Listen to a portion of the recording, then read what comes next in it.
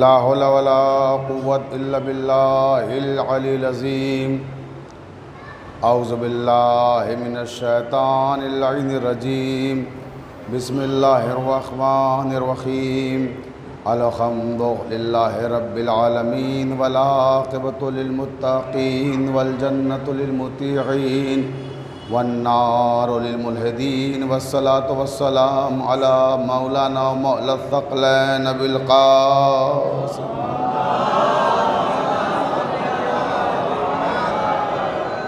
وآلہ الطیبین الطاہرین المعصومین المظلومین ولعنۃ اللہ علی اعدائہم اجمعین من لیلنا ھذا الی قیام یوم الدین اما بعد قال اللہ تبارک و تعالی فی کتابہ المبین بسم اللہ الرحمن الرحیم قد جاءکم من اللہ نور و کتاب مبین. صلوات پڑھ دیں محمد.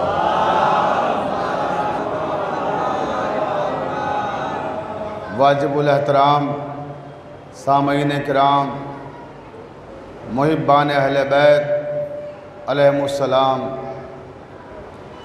چاند رات کی شب میں ہم نے جس سلسلہ کلام کا آغاز کتاب اور وارثان کتاب کے عنوان سے کیا تھا، آج ہم اپنی اس مخصوص عبادت کے 5ویں مرحلے کے آغاز کی سعادت حاصل کر رہے ہیں. پروردگار عالم ارشاد فرما رہا ہے کہ قد جاءکم من اللہ نور و کتاب مبین، تمہارے رب نے تمہاری جانب ایک نور بھیجا ہے اور ایک کتاب مبین بھیجی ہے. کتاب مبین یہ وہ کتاب ہے کہ زندگی کے ہر مسئلے کا حل رکھتی ہے، جو انسان کی ہر مشکل کو آسان کرنے کی صلاحیت رکھتی ہے. یہ وہ کتاب ہے کہ اگر انسان اس میں بیان کردہ آئین و قوانین پر عمل کر لے تو اس کی زندگی روشن اور منور ہو جائے. یہ وہ کتاب ہے جو ہر انسان کے لیے امن کا پیغام دیتی ہے. یہ وہ کتاب ہے کہ جس کی قرأت لوگوں کے قلوب کو سکون عطا کرتی ہے. یہ وہ کتاب ہے کہ جس کا مطالعہ آنکھوں کے لیے اطمینان کا باعث ہے. یہ وہ کتاب ہے جس کی تلاوت بے پناہ اجر و ثواب رکھتی ہے. تو یہ کتاب جس طرح سے اور اس کی تلاوت اجر و ثواب کا باعث ہے، اسی طرح سے وارثان کتاب بھی ہیں کہ اگر کتاب کا ذکر قلوب کو سکون عطا کرتا ہے تو وارثان کتاب کا ذکر بھی قلوب کو روشن و منور کر دے گا. توجہ ہے نا. اگر کتاب آنکھوں کے لیے طمانینت کا باعث ہے تو وارثان کتاب کی زیارت بھی آنکھوں کے لیے طمانینت کا باعث ہے. اگر ہر مسئلے کا حل کتاب ہے تو وارثان کتاب کے پاس بھی ہر مسئلے کا حل ہے. اگر کتاب تمام مشکلوں کے لیے آسانیاں فراہم کرتی ہے تو وارثان کتاب بھی مشکل کشا ہیں. صلوات پڑھ دیں محمد و آل محمد پر.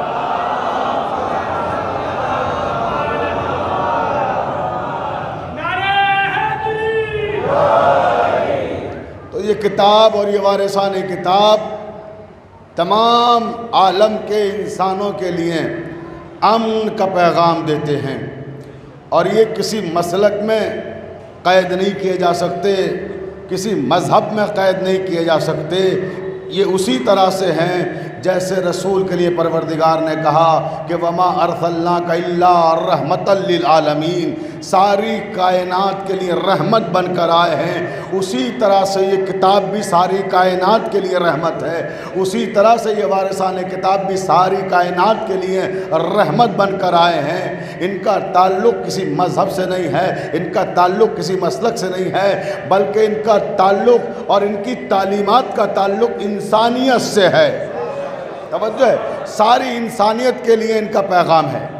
ہم انہیں مذہب کے دائرے میں قید نہیں کر سکتے، اور یہ کتاب وہ کتاب ہے کہ جو دعوے کرتی ہے اور دلیل فراہم کرتے ہیں وارثان کتاب۔ تو آئیے پھر کتاب نے ایک دعویٰ کیا، اور سورہ صاد قرآن مجید کا 38واں سورہ ہے۔ 38ویں سورے کی 25ویں آیت میں قرآن میں اللہ نے ایک دعویٰ کیا، یا داؤد انا جعلناک خلیفۃ فی الارض فاحکم بین الناس بالحق ولا تتبع الہوی فیضلک عن سبیل اللہ۔ پروردگار نے کہا، کتاب دعویٰ کر رہی ہے کہ اللہ یہ اعلان کرتا ہے کہ اس نے داؤد کو روئے زمین پر خلافت عطا کی ہے۔ یا داؤد انا جعلناک خلیفۃ فی الارض، اے داؤد ہم نے تمہیں روئے زمین پر خلیفہ بنایا ہے۔ فاحکم بین الناس بالحق، اور خبردار اب لوگوں کے درمیان صحیح فیصلہ کرنا، حق اور انصاف کی بات کرنا۔ فاحکم بین الناس، بین المسلمین نہیں کہا، بھائی توجہ ہے نا، مسلمانوں کے درمیان نہیں، لوگوں کے درمیان۔ میں نے عرض کیا نا، یہ کتاب مسلمانوں کے لیے نہیں ہے، ساری کائنات کے لیے ہے، اور ان وارثان کتاب کی تعلیمات بھی مسلمانوں کے لیے نہیں، ساری کائنات کے لیے ہیں۔ تو اب اس کو دلیل دے رہی ہے وہ کتاب کہ خبردار، ہمارا تعلق تم سے نہیں ہے، تمام انسانیت سے ہے، اور ہمارا جو نمائندہ آئے گا، ہمارا جو خلیفہ ہوگا، اس کی تعلیمات بھی ساری کائنات کے لیے ہیں۔ اللہ نے حکم دیا کہ سب کے درمیان رہ کر سب کے ساتھ انصاف کرنا، کسی کے ساتھ نا انصافی نہیں ہونی چاہیے، اور اس لیے انصاف کرنا کیونکہ تم الہی نمائندے ہو۔ توجہ ہے نا، معلوم ہوا کہ جو الہی نمائندہ ہوتا ہے وہ کبھی کسی کے ساتھ ناانصافی نہیں کرتا، جو الہی نمائندے نہیں ہوتے وہی حق زہرا کو غصب کرتے ہیں۔ صلوات پڑھ دینا محمد والے محمد پر۔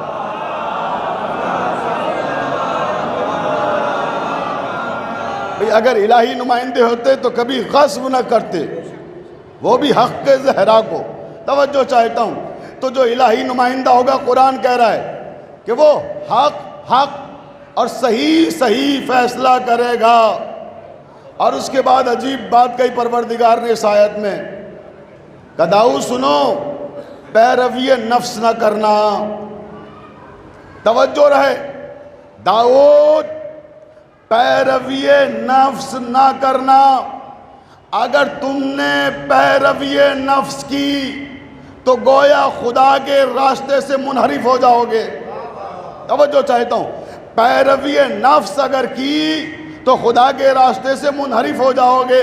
اب میں اکثر سوچتا تھا کہ یہ مولائے کائنات کو کبھی نفس رسول کہا گیا، کبھی نفس اللہ کہا گیا۔ بھائی توجہ چارزان محترم، کبھی اللہ کا نفس، کبھی رسول کا نفس، امام علی کے لیے کبھی نفس رسول، کبھی نفس اللہ، کہ رسول کا نفس ہے، اللہ کا نفس ہے۔ اب سمجھ میں آیا کہ انہیں نفس رسول کیوں کہا جاتا ہے، نفس اللہ کیوں کہا جاتا ہے، کیونکہ اگر ذاتی نفس ہو تو پیروی نفس کا امکان ہوتا ہے، لیکن جس کا نفس بھی اللہ ہو۔ صلوات پڑھ دے محمد والے محمد پر۔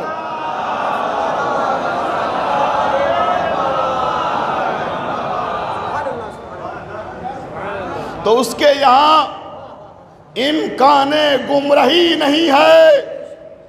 یہی وجہ ہے کہ امام علی سے پہلے والے جتنے حاکم ہیں، پڑھیے صحیح بخاری، پڑھیے صحیح مسلم، پڑھیے مشکوٰۃ شریف، تمام کتابوں میں لکھا ہوا ہے، اور میرے برادران اہل سنت یہاں موجود ہیں اور لائیو بہت سارے لوگ سن رہے ہیں۔ سب میں لکھا ہوا ہے کہ مولائے کائنات سے پہلے جتنے بھی حاکمان تھے، سب نے یہ کہا کہ یہاں امکان گمراہی ہے، اگر ہم بھٹک جائیں تو ہمیں راستے پہ لے آنا۔ توجہ چاہتا ہوں زان محترم، سب نے کہا کہ اگر ہم بھٹک جائیں تو ہمیں راستے پہ لے آنا۔ پہلے خلیفہ نے بھی کہا، دوسرے خلیفہ نے بھی کہا، تیسرے خلیفہ نے بھی کہا، بہت توجہ چاہتا ہوں، ساری کتابیں گواہ ہیں، سب نے اس بات کا اقرار کیا کہ ہم گمراہ ہو سکتے ہیں، اگر ہم بھٹک جائیں تو تم ہمیں راہ راست پہ لے آنا۔ توجہ چاہتا ہوں زان محترم، لیکن جو نفس اللہ تھا اس نے کبھی یہ نہیں کہا کہ اگر میں بھٹک جاؤں تو مجھے راہ راست پہ لے آنا۔ ارے یہ تو وہ تھا جو بھٹکے وہ کو راہ راست پہ لانے کے لیے آیا تھا۔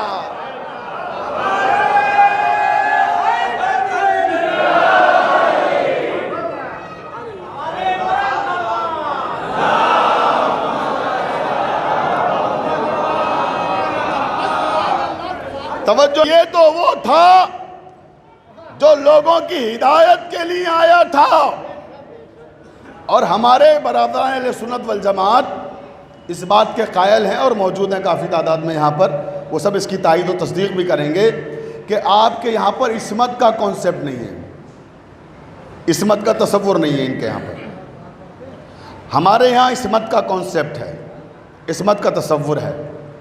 عصمت کا کانسیپٹ کیا ہے کہ جو حاکمان وقت ہیں، جو خلیفۃ المسلمین جتنے بھی گزرے ہیں، خواہ وہ بنی امیہ اور بنی عباس تک کے، سب کی بات کر رہا ہوں میں، خالی اس عہد کی نہیں، جتنے بھی خلیفہ گزرے ہیں، اس پر ہمارے کسی بھی سنی بھائی کو ضد نہیں ہے کہ وہ سب معصوم تھے یا کوئی ان میں معصوم تھا۔ یہ سب نے اعتراف کیا، علامہ مسعودی سے لے کے مولانا مودودی تک سب لکھتے ہیں کہ یہ معصوم نہیں تھے، اور جب معصوم نہیں تھے تو امکان خطا ہے، سیدھی سی بات ہے۔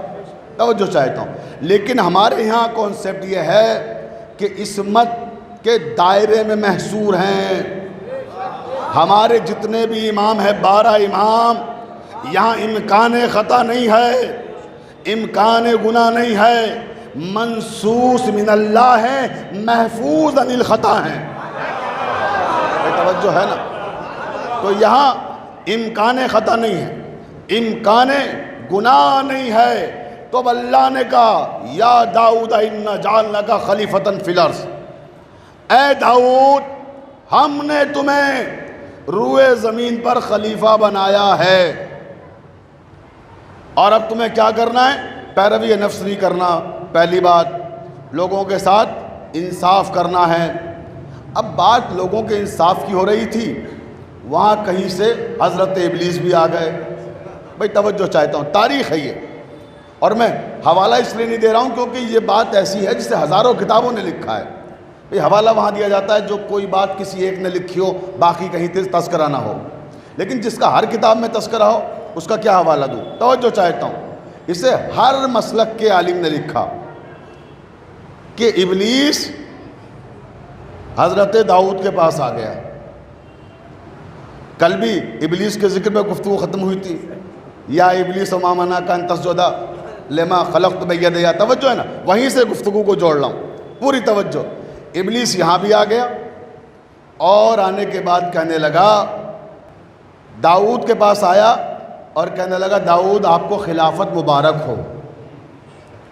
ادھر اعلان ہوا یا داؤد انا جعلناک خلیفۃ فی الارض، اے داؤد ہم نے تمہیں روئے زمین پر خلیفہ بنایا، خلافت عطا کر دی، اور سب سے پہلے مبارکباد دینے والا کوئی مومن نہیں تھا، متقی نہیں تھا۔ بھئی توجہ چاہتا ہوں، سب سے پہلے مبارکباد دینے والا ابلیس تھا۔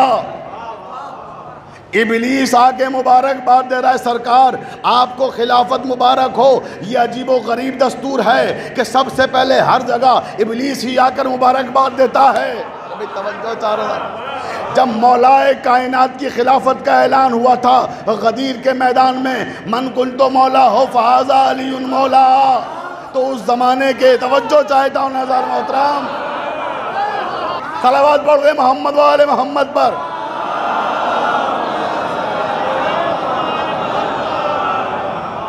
دیکھیں ہر زمانے میں سب سے پہلے آ جاتا ہے، آ گیا۔ توجہ چاہتا ہوں، بہت توجہ دوستو، آخری آدمی تک توجہ چاہتا ہوں، اپنے تمام سننے والوں کی اور خاص کر اپنے اہل سنت برادران کی توجہ چاہتا ہوں۔ دیکھیں کتنی نازک منزل ہے، ابلیس آیا، مومن نہیں آیا، متقی نہیں آیا، پرہیزگار نہیں آیا، کون آیا؟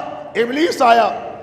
اور ابلیس جب آتا ہے تو وہ یوں نہیں آتا آپ کی ہماری طرح خلوص کے ساتھ مبارکباد دینے، وہ اپنے مقصد سے آتا ہے۔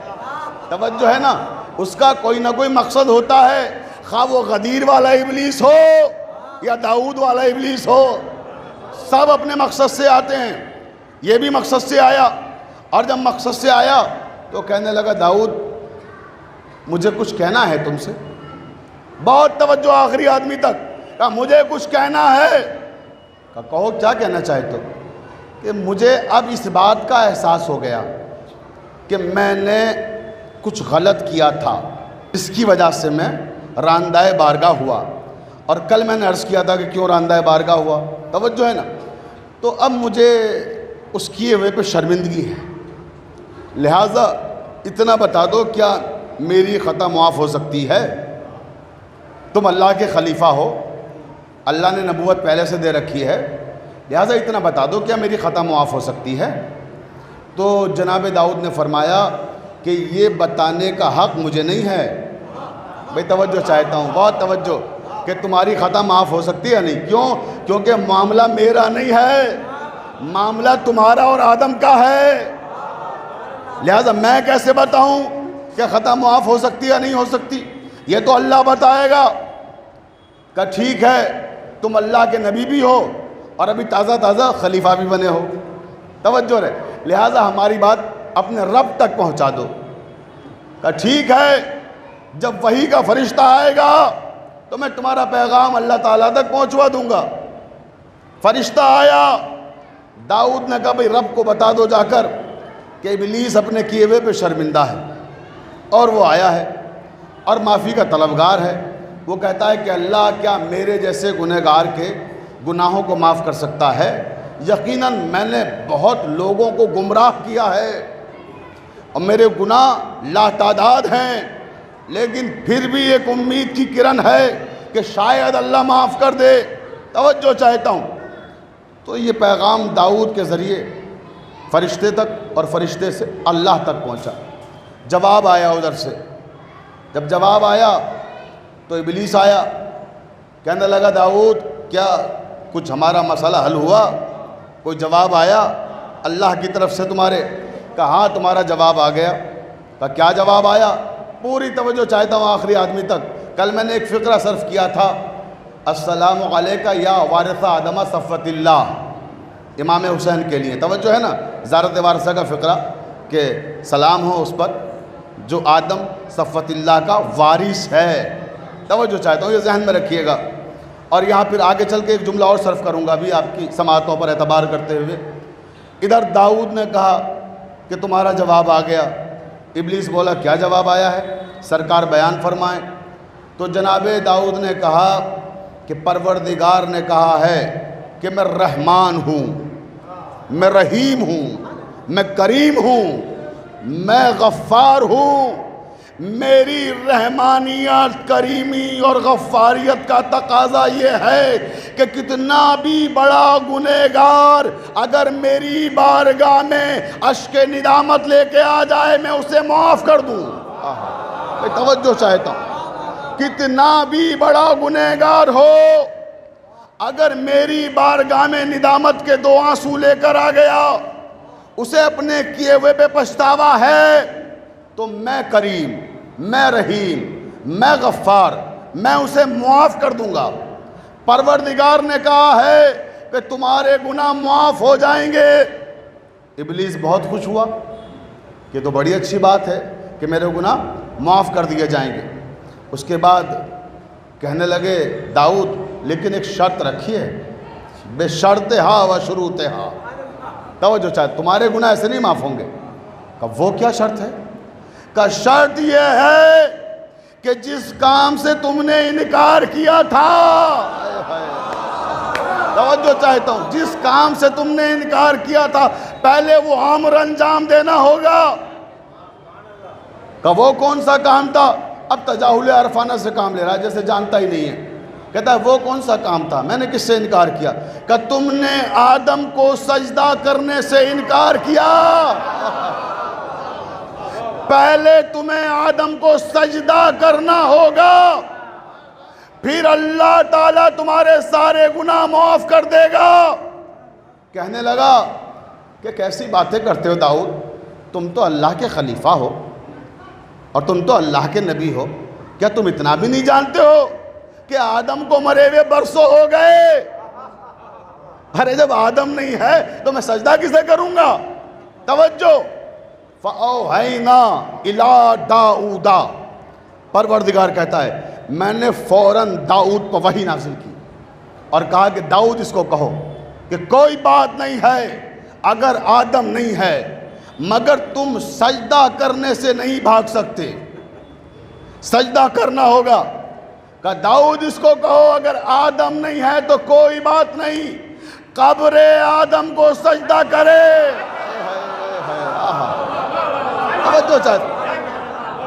کہ آدم نہیں ہے تو کوئی بات نہیں، قبر آدم کو سجدہ کرو، سجدہ کرنا پڑے گا۔ کہنے لگا داؤد تم کیسی باتیں کرتے ہو، نبی ہو کر، خلیفہ ہو کر، ارے آدم کو مرے ہوئے ہزاروں سال ہو گئے، آدم کی تو قبر کا بھی پتہ نہیں ہے۔ توجہ، تو کہاں سجدہ کروں آدم کو جا کے؟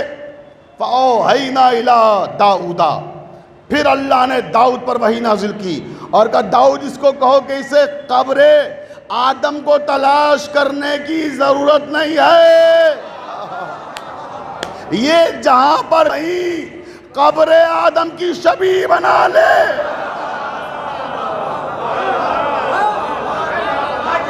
قبر آدم کی شبیہ بنا لے اور قبر آدم کی شبیہ کے سامنے سجدہ کرے، میں غفار، میں رحمان، میں کریم۔ لیکن ابلیس کو سجدہ نہ کرنا تھا، نہ کیا، مگر ایک جواز فراہم کر دیا، آدم کے سامنے نہیں، قبر آدم کے سامنے نہیں۔ اللہ نے میسج دے دیا، پیغام دے دیا اور بتا دیا کہ وارثان قرآن کی عظمت کیا ہے، زمانہ سمجھ لے۔ بہت توجہ زان محترم، کتاب کے ذریعے وارثان کتاب کی عظمت کو ظاہر کر دیا کہ آدم کو نہیں سجدہ کرنا، آدم کی قبر کو سجدہ نہیں کرنا ہے، بلکہ شبیہ قبر آدم کو بھی اگر سجدہ کر لو گے تو سارے گناہ بخش دیے جائیں گے۔ تو جو وارث آدم ہو، صلوات پڑھ دے محمد و آل محمد پر۔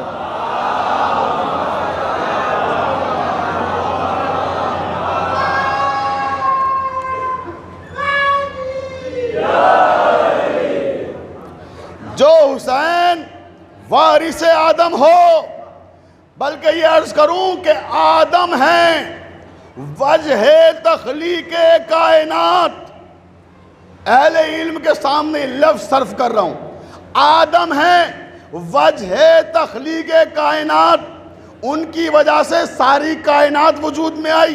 تو آدم کیا ہوئے؟ وجہ تخلیق کائنات۔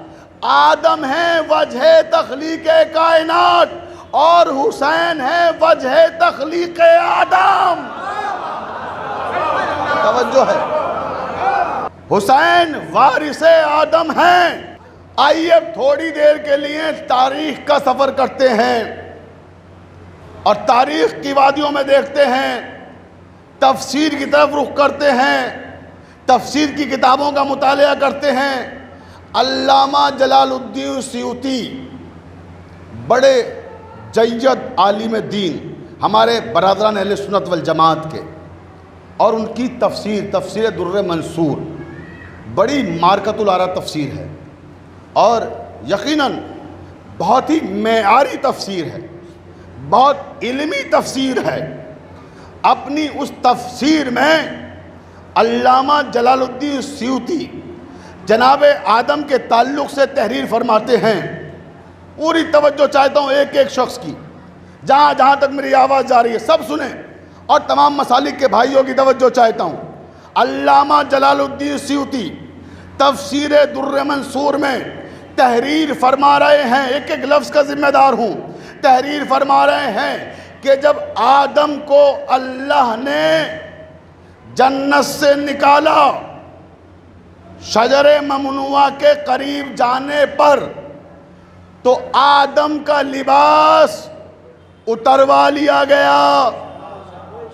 توجہ ہے, لباس جنت وہیں اتروا لیا گیا. اور یہ واقعہ جتنی بھی تفاسیر ہیں, کسی بھی مسلک کے مفسر نے لکھا ہو, اسی طرح سے لکھا ہے کہ لباس جنت اتروا لیا گیا.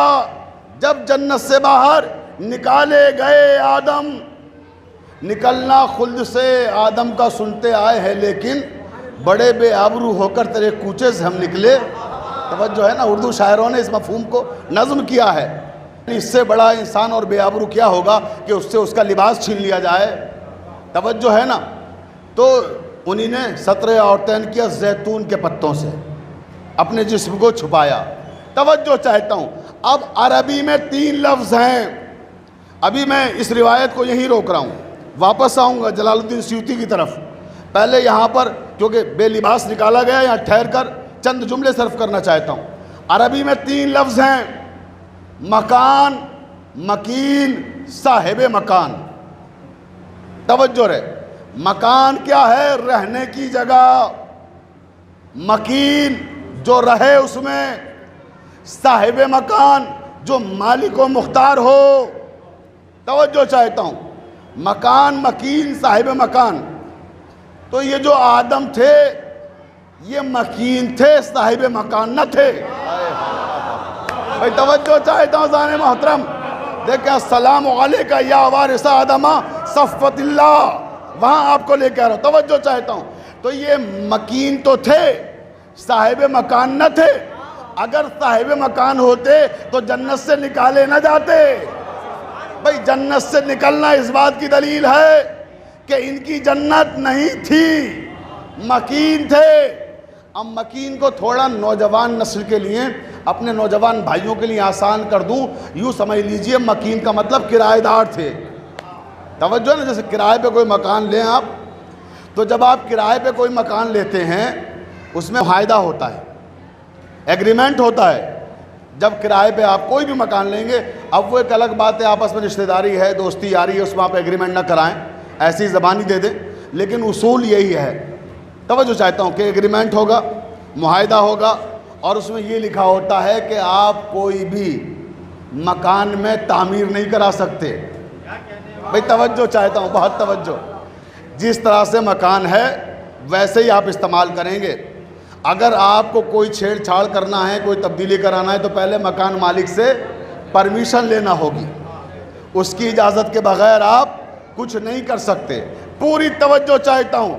تو یہ کیا کرایہ دار ہے یہ, اور مکان مالک اس کا جب دل چاہے جس چیز کو چاہے توڑ دے, نئے سرے سے بنا لے, اس کو وسیع کر دے. توجہ چاہتا ہوں, اس میں جس طرح کا چاہے اپنی مرضی سے رنگ کرائے, جس طرح سے چاہے اس کا استعمال کرے. یا اگر آپ کرائے کے مکان میں رہ رہے ہیں تو جب آپ کو مکان دیا گیا اس میں اگر فار ایگزامپل اے سی لگا ہوا تھا, تو جب آپ چھوڑ کے جائیں گے تو آپ اے سی اتار نہیں سکتے. کیوں؟ کیونکہ آپ وہ لے کر نہیں آئے تھے. بھئی توجہ چاہتا ہوں, وہ تو مکان مالک کا تھا, تو کرایہ دار کو یہ حق نہیں ہے کہ وہاں سے کوئی بھی چیز لے کر جا سکے جب وہ چھوڑے. تو اب عزیزان محترم فرق سمجھیں وارثان کتاب میں اور آدم میں, کہ جب آدم کو جنت سے نکالا گیا تو لباس جنت اتروا لیا گیا. کیوں؟ کیونکہ مالک جنت نہ تھے, مالک جنت نہ تھے, مکین جنت تھے. اور جو مالک جنت تھا اس نے مدینے میں رہ کر لباس جنت منگا لیا.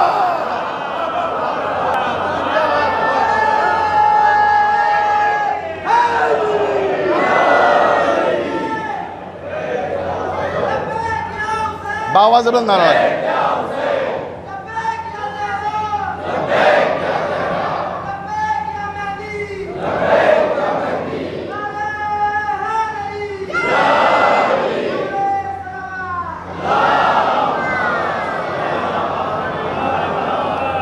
توجہ ہے نا. تو جو مالک جنت تھا اس نے عید کے موقع پر مدینے میں لباس جنت منگا کے بتا دیا کہ ہم چاہیں تو یہاں لباس جنت پہنے، ہمارا دل چاہے تو وہاں پہنے، کیونکہ ہم مالک جنت ہیں۔ تو یہ جو وارثان کتاب ہیں، یہ وہ ہیں جن کا اقتدار کا دائرہ اتنا وسیع ہے کہ وہاں انبیاء کا دائرہ بھی مانی نہیں لگتا۔ اور یہ میں خطابت نہیں کر رہا ہوں، میں دلیلیں دے رہا ہوں۔ اور ابھی پھر واپس آتے ہیں جلال الدین سیوطی کی طرف، لیکن سیوطی کی طرف آنے سے پہلے آپ سے درخواست کروں گا کہ صلوات پڑھتے پڑھتے تھوڑا تھوڑا اور آگے آ جائیں تاکہ بعد والوں کو زحمت نہ ہو۔ بلند ترین صلوات پڑھیں ایک بار اور۔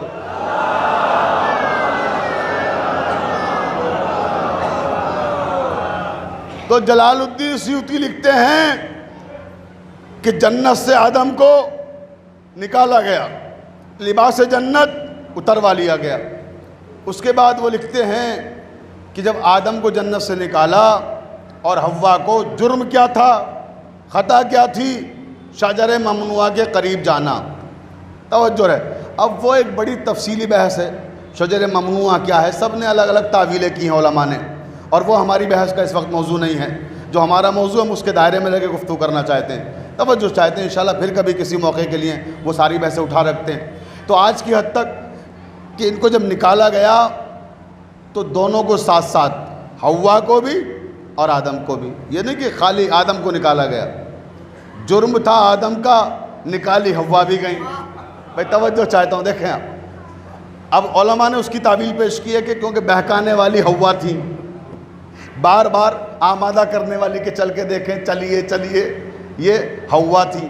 توجہ رہے، بہرکیف تو دونوں کو جب نکالا گیا تو اللہ تعالیٰ نے ایک کو موجودہ جغرافیے کے اعتبار سے، جو ہمارے علماء نے لکھا ہے، ایک کو جدے میں اور دوسرے کو سری لنکا میں، اتنا فاصلہ آپ سمجھ سکتے ہیں، کہاں جدہ کہاں سری لنکا، سری لنکا یہاں اور جدہ وہاں، توجہ ہے نا۔ تو وہاں آدم جدہ میں اور سری لنکا میں لکھا ہے علماء نے کہ حوا، اور ہزاروں سال تک، ایک دو سال نہیں، ہزاروں سال تک آدم وہاں روتے رہے اور یہ یہاں روتی رہی، دونوں کا وصل نہیں ہوا، وصال نہیں ہوا، روتے رہے اور اپنی اس خطا کے لیے معافی مانگتے رہے کہ پروردگار ہمیں معاف کر دے، ہم سے خطا ہو گئی، اے کریم، اے رحیم، اے غفار، اے علیم، اے حلیم، ہماری خطاؤں کو معاف کر دے۔ مگر کوئی سنوائی نہیں ہوئی۔ علامہ جلال الدین سیوطی لکھتے ہیں کہ ہزاروں سال تک معافیاں مانگتے رہے مگر کوئی سنوائی نہیں، وہ وہاں رو رہی ہے، یہاں رو رہے ہیں، اور دونوں میں مفارقت ہے، جدائی ہے، فاصلے اتنے کہ ایک دوسرے کی آواز بھی نہ سن سکے، روتے رہے۔ اب جلال الدین سیوطی لکھتے ہیں کہ ایک دن پروردگار نے سید الملائکہ کو بلایا، جبرائیل امین کو، ایک ایک جملہ جلال الدین سیوطی کا، توجہ چاہتا ہوں۔ علامہ جلال الدین سیوطی لکھتے ہیں کہ جبرائیل کو بلایا، سید الملائکہ، فرشتہ آ گیا، پروردگار کیا حکم ہے؟ کہا جاؤ، جا کر آدم کو، ایک ایک لفظ پہ توجہ چاہتا ہوں، جاؤ جا کر آدم کو تہذیب دعا سکھاؤ۔ توجہ چاہتا ہوں، آدم کو تہذیب دعا سکھاؤ۔ آدم کون ہے؟ نبی ہیں، ابو البشر ہیں، اور اللہ تعالیٰ کیا فرما رہا ہے کہ جاؤ جا کے تہذیب دعا سکھاؤ تاکہ ہم ان کی توبہ کو قبول کر لیں۔ علامہ جلال الدین سیوطی کی روایت کو روک کر پھر ایک جملہ آپ کی شاداب سماعتوں کی نظر کرنا چاہتا ہوں۔ جبرائیل کو کیوں بھیجا جا رہا ہے؟ کہ جا کر تہذیب دعا سکھاؤ، توجہ رہے، یعنی پوری توجہ چاہتا ہوں۔ دیکھیں آپ، شریعت الہیہ میں جو آدم کو تہذیب دعا سکھائے اسے جبرائیل کہتے ہیں۔ اللہ جانے کون کون پہنچا اس جملے تک، توجہ چاہتا ہوں۔ شریعت الہیہ میں جو آدم کو تہذیب دعا سکھائے اسے جبرائیل کہتے ہیں، اور جو جبرائیل کو تہذیب بندگی سکھائے اسے علی مرتضیٰ کہتے ہیں۔ صلوات پڑھ دیں محمد وآل محمد پر۔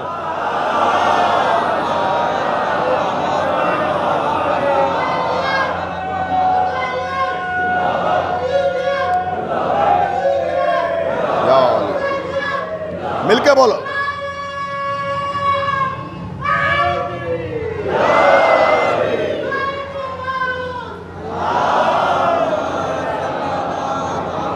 بلند ترین صلوات پڑھیں ایک بار اور سب مل کے صلوات پڑھیں۔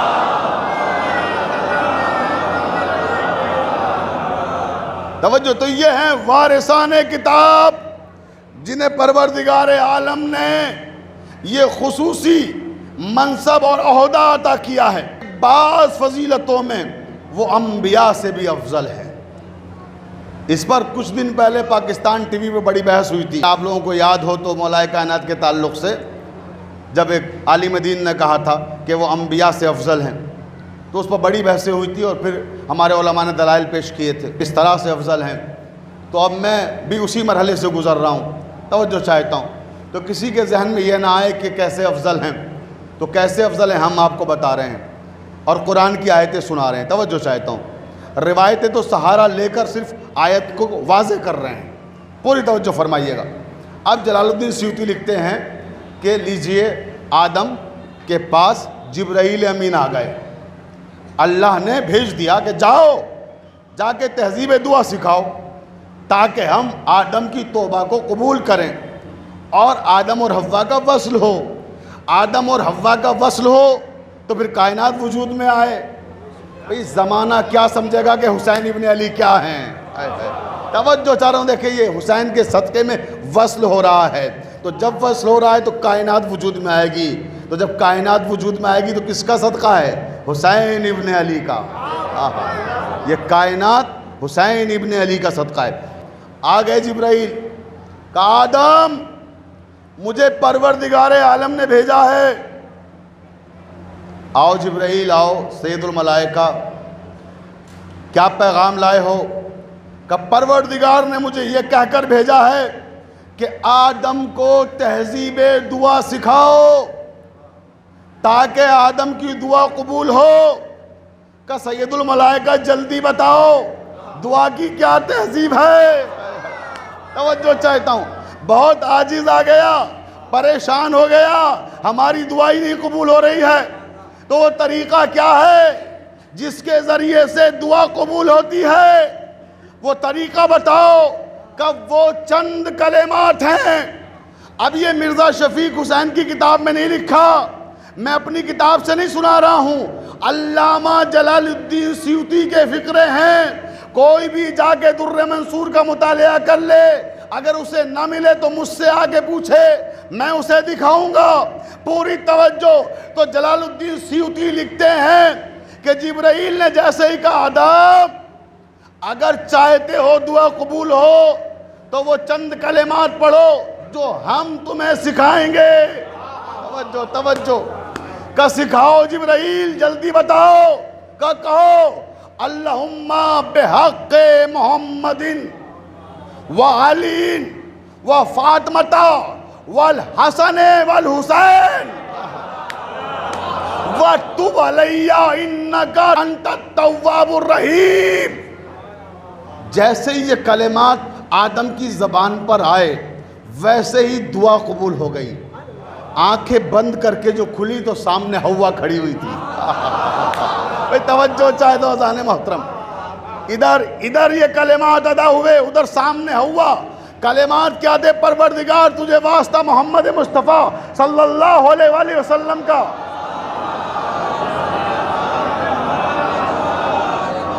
پروردگار تجھے واسطہ علی مرتضیٰ کا، پروردگار تجھے واسطہ فاطمہ زہرا کا، پروردگار تجھے واسطہ حسن مجتبیٰ کا، پروردگار تجھے واسطہ حسین شہید کربلا کا۔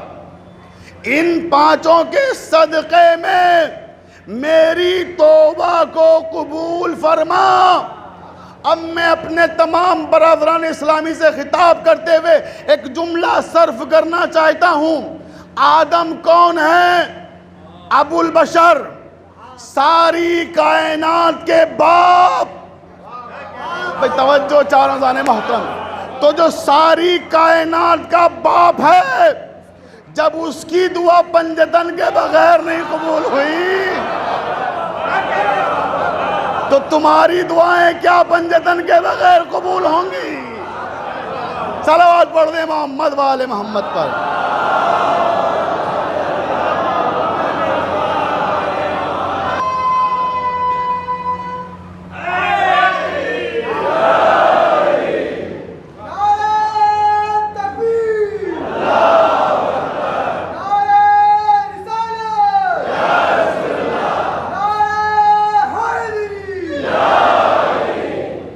تو عزیزان محترم، یہ شرف پروردگار نے حسین ابن علی کو عطا کیا کہ ان کے وسیلے کے بغیر آدم جیسے نبی کی بھی دعا نہیں قبول ہوتی۔ بس اب دامن وقت میں گنجائش نہیں ہے، اب میں اپنی منزل سے قریب ہو رہا ہوں، آج کی حد تک زحمتوں کو تمام کر رہا ہوں، اور یہ شرف اس منزل پہ پہنچا دیا کہ خانہ کعبہ عظمتوں کا مرکز، فضیلتوں کا محور اور ہم سب کا قبلہ، وہ کعبہ اور وہ مقام جہاں حسین دفن کربلا کو عظمتوں میں کعبہ بنا دیا۔ میں توجہ چاہتا ہوں، دیکھیں، لہو میں تر ہیں مگر مسکرائے جاتے ہیں۔ لہو میں تر ہیں، کیوں بنایا؟ کعبے کی عظمتیں کربلا کو کیوں مل گئیں؟ توجہ چاہتا ہوں، بہت مقدس مقام ہے کعبہ، کعبے کی عظمتوں میں کوئی کمی نہیں، لیکن وہی مقام، وہی عظمتیں کربلا کی طرف کیوں ٹرانسفر کی، کیوں عطا کی؟ لہو میں تر ہیں مگر مسکرائے جاتے ہیں، شہید ہو کے بھی سجدے میں پائے جاتے ہیں۔ یہ ہے کعبے کی عظمتیں وہاں کیوں جا رہی ہیں؟ کیونکہ عظمت کعبہ کو حسین نے بچایا ہے۔ توجہ ہے نا؟ کعبے میں امام حسین کو قتل کرنے کے لیے یزید کے بھیجے ہوئے 40 آدمی پہنچ چکے تھے۔ 8 ذی الحجہ سن 59 ہجری کو امام حسین نے حج کے احرام کو عمرے میں بدل دیا، کعبہ چھوڑ دیا۔ کیوں؟ تاکہ عظمت کعبہ باقی رہے۔ پروردگار نے کہا ہے حسین، جب تم میرے گھر کا اتنا خیال رکھو گے تو میں تمہارے مرکز کو کعبہ بنا دوں گا۔ لہو میں تر ہیں مگر مسکرائے جاتے ہیں، شہید ہو کے بھی سجدے میں پائے جاتے ہیں۔ یہ ہے ان کا کمال کہ شہید ہو گئے، گردن کاٹ دی گئی، مگر اس کے بعد بھی سجدے میں ہیں۔ سجدہ خالق میں امام حسین نے جو دعائیہ کلمات جاری کیے ہیں، وہ کلمات بھی تاریخ میں موجود ہیں کہ اس وقت بھی امت کی بخشش کی دعا کر رہے تھے۔ آپ دیکھیں حسین ابن علی نے کس طرح سے کس مقام پر امت کو یاد کیا ہے۔ آج جو یہ ساری کائنات کا مسلمان غم حسین میں شریک ہوتا ہے اور روتا ہے، امام کی شہادت سن کے آنکھیں اشکبار ہو جاتی ہیں، اس کی وجہ کیا ہے؟ اس کی وجہ یہی ہے کہ امام نے کسی ایک مسلک کو یاد نہیں کیا، پوری امت کو دعائیں دی۔ پوری امت کی بخشش کے لیے امام اللہ کے حضور فریاد کر رہے ہیں کہ اے میرے پروردگار، میری شہادت کو قبول فرما اور میرے نانا کی امت کو بخش دے۔ یہ کلمات امام کے تمام شیعہ سنی کتابوں میں لکھے ہوئے ہیں کہ جس وقت امام کا سجدہ آخر ادا ہو رہا تھا تو امام کے لبوں پہ اگر کوئی دعا تھی تو وہ دعا تھی امت کی بخشش کی دعا۔ لیکن اس امت نے کیا ظلم ڈھائے ہیں خاندان رسالت مآب پر۔ عزاداروں، آج محرم کی 4 تاریخ ہے اور تنظیم اہل بیت کی جانب سے جو فہرستیں تیار کی گئی ہیں کون سی تاریخ کس شہید سے منسوب ہے، تو یہ آج جو تاریخ ہے یہ آج کی تاریخ فرزندان مسلم سے منسوب ہے، اور آپ حضرات برابر دیکھ رہے ہیں کہ مولائی میڈیا اور تنظیم اہل بیت کا جو فیس بک پیج ہے اس پر یہ مجلسیں نشر ہو رہی ہیں۔ یہ بچے دین کی خدمت کر رہے ہیں، پروردگار انہیں اجر عظیم دے۔ اور یہ 24 ٹوڈے نیوز بھی سلطان مرزا صاحب اور ان کے تمام دوست یہاں موجود ہیں، اس پر بھی نشر ہو رہا ہے پروگرام۔ اللہ تعالیٰ ان کی بھی توفیقات میں اضافہ فرمائے۔ اور اسی کے ساتھ ساتھ ایک اور دعا پھر ربط مصائب، میں نے کل بھی ذکر کیا تھا کہ ذاکرہ اہل بیت محترمہ آل طہا صاحبہ جو دلی کی بڑی ذاکرہ ہیں اور ہندوستان میں ذاکری کے حوالے سے بڑا نام ہے، اللہ تعالیٰ انہیں بھی شفائے کامل و عاجل عطا فرمائے۔ وہ بہت علیل ہیں، اس سال اتنی علیل ہیں کہ مجلس تک نہیں پڑھ پا رہی ہیں۔ دعا کریں جلد از جلد صحت یاب ہو کر ذکر امام حسین کرنے لگیں وہ، اور اسی طرح سے مجلسیں پڑھیں جس طرح سے مجلسیں پڑھتی تھیں۔ تو دوستوں، میں عرض کر رہا تھا کہ ذکر امت تھا حسین ابن علی کے لبوں پر، اور امت نے کیا کیا اب وہ سن لیں آپ، اور گفتگو تمام ہو جائے گی۔ میں نے جیسا کہ بھی عرض کیا کہ آج کی تاریخ فرزندان مسلم سے منسوب ہے۔ اب جیسے جیسے تاریخیں آگے بڑھیں گی میں مصائب میں کوئی کمی نہیں کروں گا، دل کھول کے آپ کو امام کو پرسہ دینا ہے شہدائے کربلا کا۔ نہ جانے وقت کا امام کس کے پہلو میں بیٹھا ہو۔ عزاداروں، رونے میں تکلف نہ کیجئے گا، میری ماں بہنوں، نہ جانے کس بیوی کے پہلو میں جناب فاطمہ زہرا بیٹھی ہوں، اپنے لال کا پرسہ لینے کے لیے آئی ہوں۔ اور آج تو فرزندان مسلم کا تذکرہ ہونا ہے تو نہ جانے زوجہ مسلم بھی کس بیوی کے پہلو میں بیٹھی ہو۔ عزاداروں، مسلم کے 4 بیٹے تھے، 2 بیٹے کربلا میں قربان ہو گئے اور 2 بیٹے کوفے میں قربان ہو گئے۔ پوری نسل قربان کر دی حضرت مسلم نے امام حسین پر۔ عزاداروں، آج ان 2 بچوں کا تذکرہ کرنا ہے، محمد اور ابراہیم۔ یہ 10 اور 11 برس کے بچے ہیں 2۔ روایتوں میں ہے کہ جب مسلم آئے تھے کوفے تو ان دونوں بھائیوں نے ضد کی بابا سے کہ بابا ہم آپ کے ساتھ جائیں گے۔ آپ نے گھروں میں دیکھا ہوگا بچے عادی ہوتے ہیں، کچھ بچے ماں کے ساتھ سونے کے عادی ہوتے ہیں، کچھ باپ کے ساتھ سونے کے عادی ہوتے ہیں۔ میرا 11 برس کا بیٹا ہے علی ارحان، وہ دہلی میں مقیم ہے، میں بھی دہلی میں ہوں، لیکن مصطفیٰ آباد میں ہوں، وہ اندرا پورم میں ہے۔ میں وہاں تک جا نہیں پا رہا ہوں یہاں کی مصروفیات کی وجہ سے۔ روز فون کر کے کہتا ہے پاپا مجھے نیند نہیں آتی رات میں، وہ میرے پاس سونے کا عادی ہے۔ تو عزاداروں، ایسے ہی مسلم کے جو فرزند تھے نا، یہ دونوں بابا کے ساتھ سونے کے عادی تھے۔ کہنے لگے بابا ہم تو آپ کے ساتھ کوفے جائیں گے۔ 2 بچے ماں کے پاس رہ گئے، 2 بچے مسلم کے ساتھ کوفے آ گئے۔ عزاداروں سنو گے، جب یہ کوفے آ گئے اور مسلم کی شہادت ہو گئی تو مسلم کی شہادت کے بعد انہیں بھی معلوم نہیں ہے کہ بابا کو شہید کر دیا گیا، اس لیے کہ یہ مسلم سے شہادت سے پہلے ہی بچھڑ گئے تھے۔ انہیں کسی اور گھر میں جناب مسلم نے حفاظت کی غرض سے چھپا دیا تھا۔ آخری مہمان تو کے گھر میں تھے، آپ شہید کر دیے گئے، بچے گرفتار کر لیے گئے اور زندان میں بند ہو گئے۔ اب روز انتظار کرتے ہیں کبھی ہمارے بابا آئیں گے اور ہمیں یہاں سے چھڑا کے لے جائیں گے۔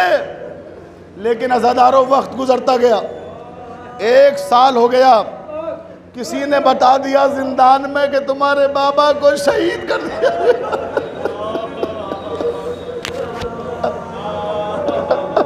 تمہارے بابا کو شہید کر دیا گیا، تمہارے بابا کا لاشا کوفے کی گلیوں میں کھینچا گیا۔ بچے ایک دوسرے سے لپٹ کے پرسہ دیتے ہیں اور بابا کو یاد کر کے روتے ہیں۔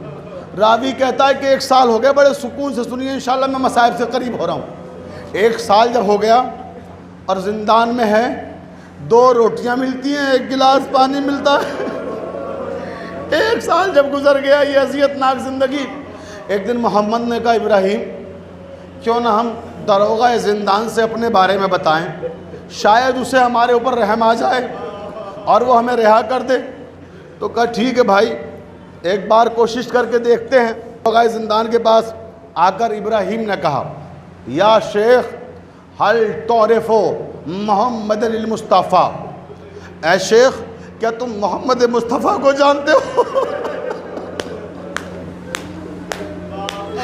کیا تم محمد مصطفیٰ کو جانتے ہو؟ کہا ہاں کیوں نہیں جانتا، وہ تو میرے نبی ہیں۔ کہا اچھا یا شیخ حل تعرف علی المرتضیٰ، کیا تم علی مرتضیٰ کو بھی پہچانتے ہو؟ کہا ہاں کیوں نہیں پہچانتا، وہ تو میرے امام ہیں۔ کہا یا شیخ حل تعرف جعفر طیار، کیا تم جعفر طیار کو پہچانتے ہو؟ کہا ہاں کیوں نہیں پہچانتا، میرے مولا کے بھائی ہیں وہ، انہیں 2 پر عطا کیے تھے پروردگار نے۔ کہا یا شیخ حل تعرف عقیل ابن ابی طالب، کیا تم عقیل کو بھی پہچانتے ہو؟ کہا ہاں میرے مولا کے بھائی تھے وہ بھی۔ کہا بس اگر تم ان کو پہچانتے ہو تو سنو ہم ان کے بیٹے مسلم کے بچے ہیں۔ عزادارو آپ نے سن لیا یہ جملہ، بس جیسے ہی کہا مسلم کے بچے، تڑپ گیا داروغہ زندان، اے سید زادو مجھے معاف کر دو، ارے مجھے نہیں پتا تھا کہ تم اولاد رسول ہو، اجرکم اللہ، کوئی غم نہ دے مولا سوائے غم حسین کے۔ کہا پہچانتے ہو تم ہم مسلم کے یتیم ہیں؟ کہا اگر تم مسلم کے یتیم ہو مجھے معاف کر دو، مجھ سے بڑی خطا ہو گئی، میں نے تمہیں 1 سال تک قید میں رکھا، آج میں تمہیں رہا کر دوں گا، رات کی تاریکی میں زندان کا دروازہ کھول دوں گا، تم چلے جانا یہاں سے، اور دیکھو ایک بات کا خیال رکھنا، زمانہ تمہارا دشمن ہے، تمہارے بابا کا قتل اسی کوفے میں ہوا ہے، تو تم چھپ چھپ کے جانا، تم چھپ چھپ کے جانا، کوئی تمہیں دیکھنے نہ پائے، میں تمہیں رات کی تاریکی میں بھیجوں گا، اور جب صبح ہو جائے سفر روک دینا، دن میں سفر نہ کرنا، تمہیں اگر کسی نے پہچان لیا تو قتل کر دیے جاؤ گے، تو رات کی تاریکی میں جانا۔ رات ہوئی، زندان کا دروازہ کھلا، دونوں بچے زندان سے باہر نکلے۔ اب روایت کے فقرے ہیں کہ جاتی تھی اجل ساتھ جدھر جاتے تھے دونوں، میر علی صلی اللہ مقامہ کہتے ہیں جاتی تھی اجل ساتھ جدھر جاتے تھے دونوں، پٹا بھی کھڑکتا تھا تو ڈر جاتے تھے دونوں، پٹا بھی کھڑکتا تھا تو ڈر جاتے تھے دونوں۔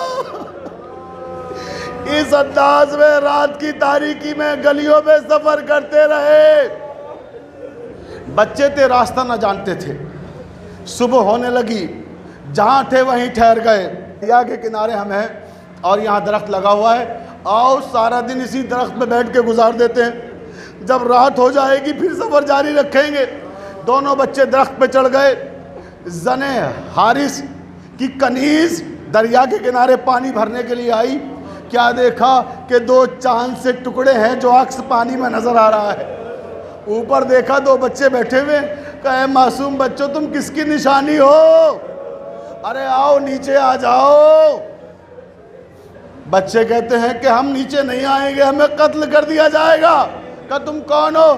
کہا ہم مسلم کے فرزند ہیں، کسی کو بتانا مت۔ کہا ہم کسی کو بتائیں گے نہیں، تم آؤ نیچے آؤ، میری جو مالکن ہے وہ محب اہل بیت ہے، میں تمہیں اس کے پاس لے جاؤں گی، وہ تمہیں مدینے پہنچوا دیں گی، کوفے سے تم مدینے چلے جانا۔ بچے آ گئے اتر کے، یہ عورت بچوں کو لے کے گھر آ گئی، گھر آئی، مالکن نے دیکھا چھوٹے چھوٹے معصوم بچے، کہا کس کو لے آئیں؟ کہا رہے تمہیں نہیں معلوم مالکن یہ مسلم کے فرزند ہیں، مسلم کے فرزند۔ اس زن مومنہ نے بچوں کو گلے سے لپٹا لیا، گلے سے لپٹا کے بہت پیار کیا۔ جب اس عورت نے پیار کیا تو ایک بھائی نے دوسرے بھائی کی طرف دیکھا، روتے ہوئے کہا بھیا،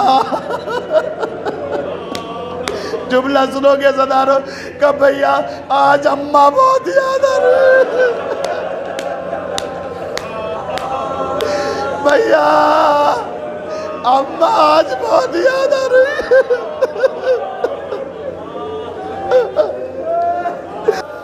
بھیا اماں آج بہت یاد آ رہی ہیں۔